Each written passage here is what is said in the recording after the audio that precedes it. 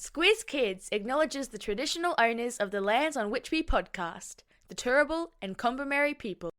Squiz Kids! It's your daily news fix. Fun, free, fresh.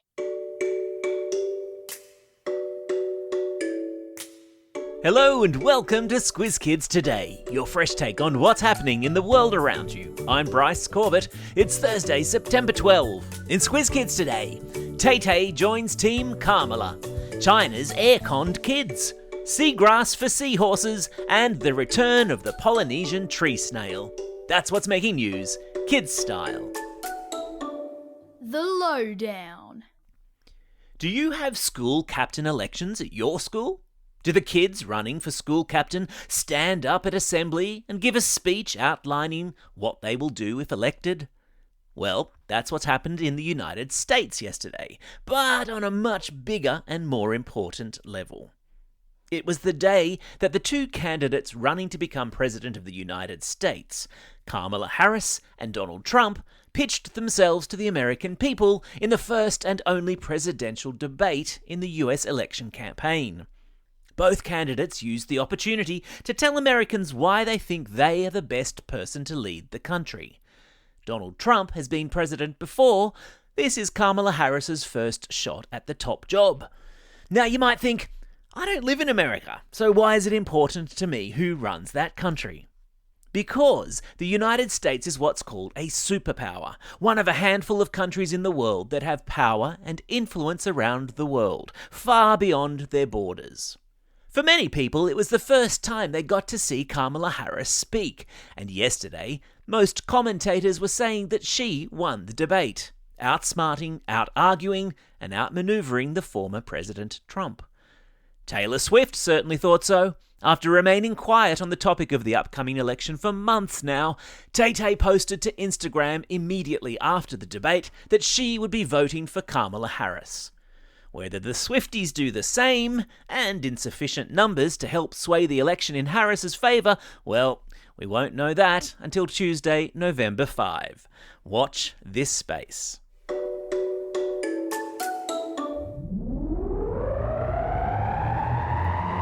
Spin the globe. Each day we give the world globe a spin and find a news story from wherever it stops. And today we've landed in China, where school authorities have rejected calls for air conditioning in classrooms, saying that extreme heat helps to make kids tough and work harder. It's been an especially hot summer in China, with some teachers resorting to putting buckets of ice water in classrooms to try to cool them down. And while parents have been calling for the installment of air conditioning to help kids concentrate on their studies, some education authorities have responded by saying that heat is good for building kids' resilience. What do you think? Do you work harder when it's hotter? Do modern conveniences like air conditioning help us to work better? Or have they just made us softer? And how many kids around the world, and indeed Australia, go to school each day without the comfort of air conditioning, do you think?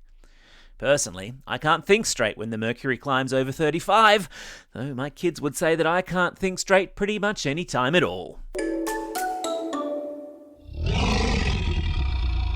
Animal Kingdom. And it's a special conservation edition of Animal Kingdom today, with good news from close to home and also from far away. Starting with the home news, and as we speak, divers are in the waters of Sydney Harbour planting grass in the seabed in an effort to lure seahorses back to the harbour. The seabed used to be filled with meadows of seagrass, which provided a habitat for hundreds of different species. But pollution has gradually killed the grass off, which is why a big underwater gardening effort is underway. Meanwhile, scientists in Scotland are preparing to return to the wilds of French Polynesia thousands of native snails after a successful breeding program to save them from extinction. Patchoula snails, or Polynesian tree snails, were about to disappear off the face of the planet before a zoo in Scotland stepped in to collect the last remaining snails and breed them back into existence. Now their numbers are back in the tens of thousands, and a new batch of snails is about to be released on the tropical islands of Tahiti and Moorea. Which reminds me of a joke. What do you call a snail who travels overseas? A snailer. Yeah, okay. That was an especially bad dad joke.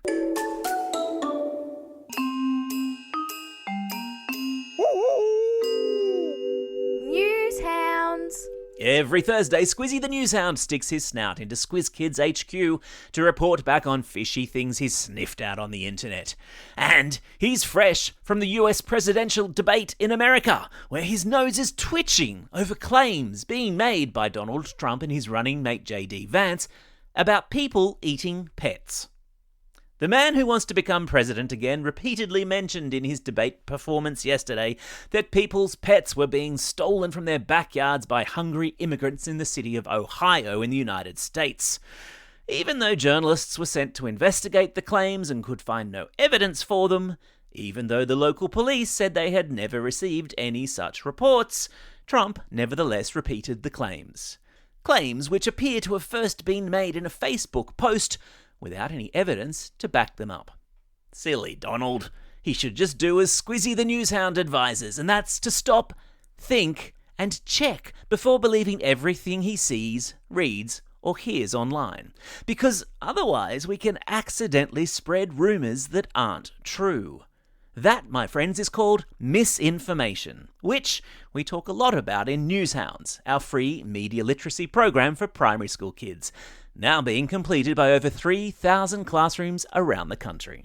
And a reminder to any teachers doing the Newshounds program this term or wanting to keep any documents from the current Newshounds site to download them before Monday, September 23, because after that they'll no longer be available because we're relaunching an updated version of Newshounds for the start of Term 4. And if you have any questions or concerns about this, feel free to send us a message at squizkids@thesquiz.com.au and we'll get right back to you. Do you have a kid's birthday coming up? Or are you looking for an activity these holidays where you can leave all the planning to someone else? Then get yourself to your nearest Bounce venue, the indoor action adventure playground where kids' parties are hassle-free.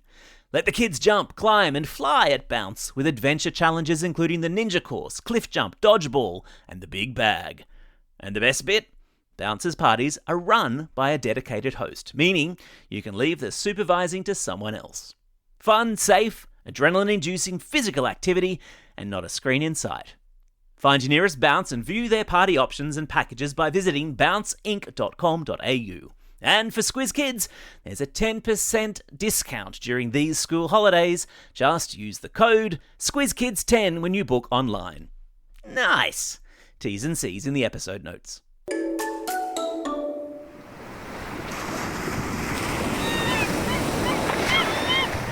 Don't forget, team, starting next week, we're in school holiday mode for a fortnight.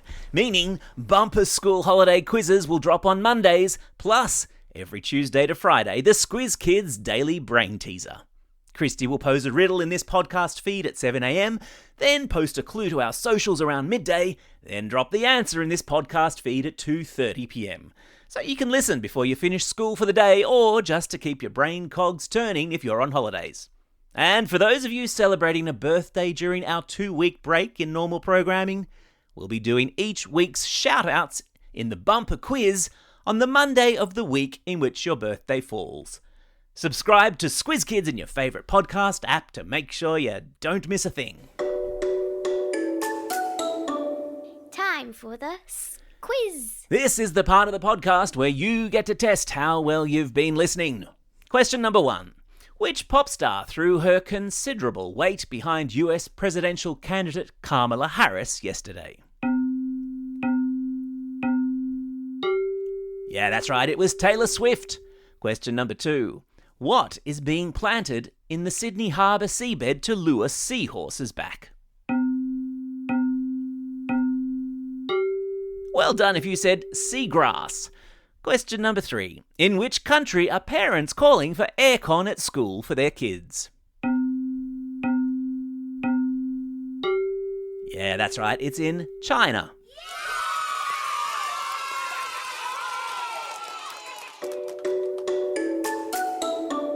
Shout-outs. It's Thursday, September 12. Today is Are You OK Day, which is the perfect day to check in on your friends and family with a simple question just to see how they're doing. make sure you ask someone you love today, are you okay? It's also a special day for these Squiz kids celebrating a birthday today. Molly from Yass, Harrison from Pitt Town, Hunter from Grasmere, Lucy from Adelaide, Will from Bacchus Marsh and Ruby from Atwell. And today's classroom shout-outs go to Ms Seymour's class at Poynter Primary School, Class 2 with Mrs Cousins at Snowy Valleys School in Tumut, Class 4R with Mrs Ladima at Redlands College, Classes 3-4 with Ms Otto and 1-2 with Mr Heinz at Mother Teresa Catholic Primary School in Zuccoli, Room 33 with Mrs Grieve at Salisbury Heights Primary School, and finally, the students with Hannah and Mel at Bold Park Community School in Perth. And a very special belated shout out to Squiz Kids resident teacher extraordinaire and my excellent colleague Christy, who celebrated a birthday yesterday and forgot to give herself a shout out. Happy birthday, Christy. Don't forget, if you've got a birthday coming up and you want a shout out, or if you're after a classroom shout out, drop us a line at squizkids@thesquiz.com.au or fill out the form on our website. Well, that's all we have time for. Thanks for listening to Squiz Kids today. We'll be back again tomorrow with the Kids vs Adults weekly news quiz. Your chance to see who's been paying the most attention to the week that just was. In the meantime, get out there and have a most excellent day. Over and out.